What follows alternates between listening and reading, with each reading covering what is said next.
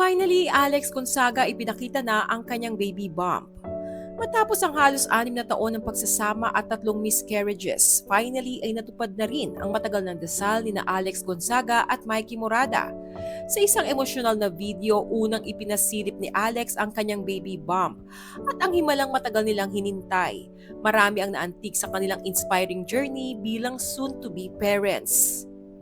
Isang napaka-emosyonal at nakakaantig na balita ang ibinahagi ng actress, vlogger at social media personality na si Alex Gonzaga.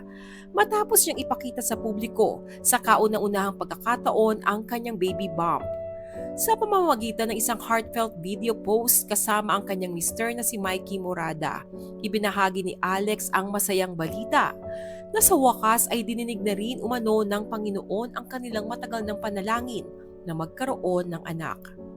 Marami ang naging emosyonal matapos mapanood ang kanilang video dahil hindi naging madali ang pinagdaanan ng mag-asawa bago nila marating ang espesyal na yugto na ito sa kanilang buhay.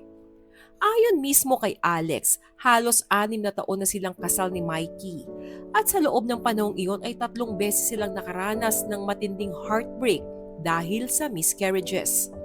Sa kabila ng matitinding pagsubok, hindi umano sila nawala ng pananampalataya.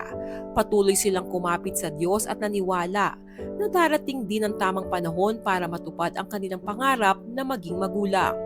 Sa kanyang caption, emosyonal na sinabi ni Alex, "After almost 6 years of marriage and 3 heartbreaking losses, we never lost faith and continued to surrender everything to the Lord." Ibinahagi rin niya na habang naghahanda sila para sana sa IVF procedure, isang himala ang dumating sa kanilang buhay dahil natural siyang nabuntis. Dagdag pa niya, while preparing for IVF, the Lord Jesus blessed us with a natural pregnancy. Agad namang bumahan ng pagbati at suporta mula sa kanilang pamilya, mga kaibigan, kapwa celebrities at milyon-milyong followers na matagal ding nakisabay sa kanilang journey at ipinagdasal ang kanilang pangarap na magkaroon ng baby. Marami rin ang naantig sa naging mensahe ni Alex tungkol sa pananampalataya at hindi pagsuko sa gitna ng kabiguan. Para sa marami, isa itong inspirasyon, lalo na sa mga mag-asawang dumaraan din sa parehong pagsubok.